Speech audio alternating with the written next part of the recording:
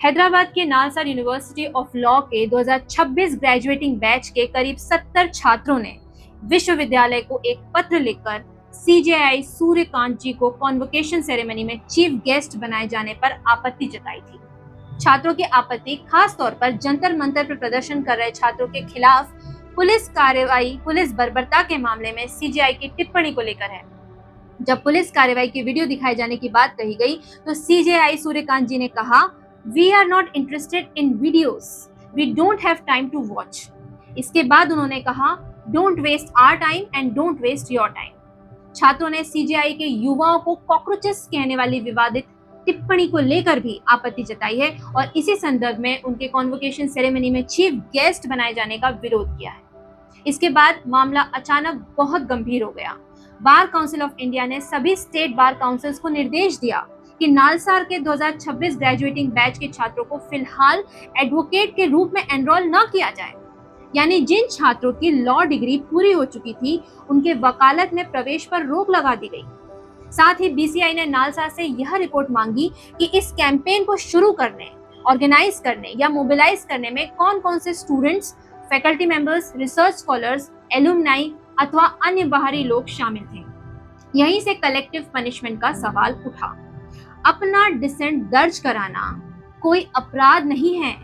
छात्रों को लगा कि माननीय सीजेआई छात्रों के मुद्दों के प्रति पर्याप्त संवेदनशील नहीं है, इसलिए उन्होंने लोकतांत्रिक तरीके से अपनी असहमति रखी। लेकिन इस असहमति पर इतनी कड़ी प्रतिक्रिया देते हुए करीब 400 लॉ ग्रेजुएट्स का पूरा करियर और प्रोफेशनल फ्यूचर दांव पर लगा देना आखिर कहां से उचित है? ये वही छात्र हैं जिन्होंने देश की सबसे कठिन कॉम्पिटिटिव एग्जाम्स में से एक को पास करके नालसार जैसे प्रतिष्ठित लॉ कॉलेज में जगह बनाई है।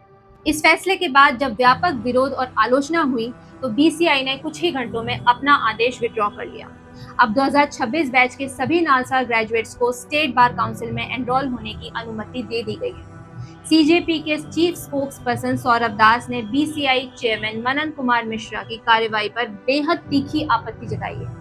उन्होंने सवाल उठाया कि छात्रों के लोकतांत्रिक डिसेंट को इस तरह प्रोफेशनल कॉन्सिक्वेंसेस से जोड़ना कैसे उचित हो सकता है। और इसी विवाद के बीच सीजेपी की ओर से बीसीआई चेयरमैन मनन कुमार मिश्रा के इस्तीफे की मांग भी उठी है। मनन कुमार मिश्रा ने नालसार के 2026 बैच के छात्रों के खिलाफ शुरू की गई इंक्वायरी पर भी रोक लगा दी। लेकिन मनन कुमार मिश्रा को लेकर बड़ा सवाल क्या है? यह विवाद सिर्फ नालसार के छात्रों तक सीमित नहीं रह जाता। मनन कुमार मिश्रा नवंबर 2014 से बीसीआई चेयरमैन है और 2025 में वे लगातार 7वीं बार इस पद पर चुने गए हैं।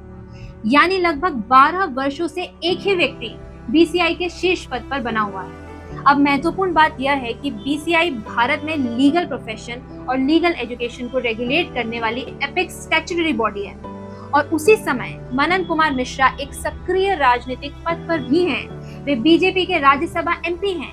बीसीआई की अपनी वेबसाइट उन्हें chairman bar council of India और मेंबर ऑफ पार्लियामेंट राज्यसभा दोनों के रूप में सूचीबद्ध करती है।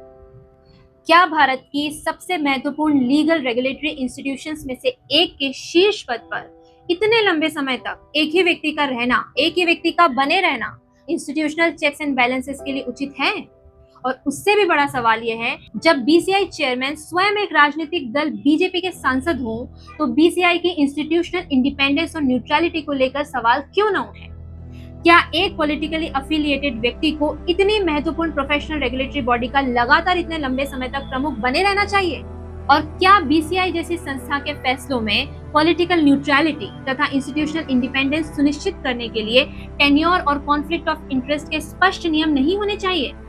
यही इस पूरे विवाद का सबसे बड़ा सवाल है। इस पूरे घटनाक्रम में से एक बड़ा लोकतांत्रिक संदेश मिलता है। जब छात्र और नागरिक संगठित होकर अपनी आवाज उठाते हैं तो संस्थानों पर भी जवाबदेही का दबाव बनता है।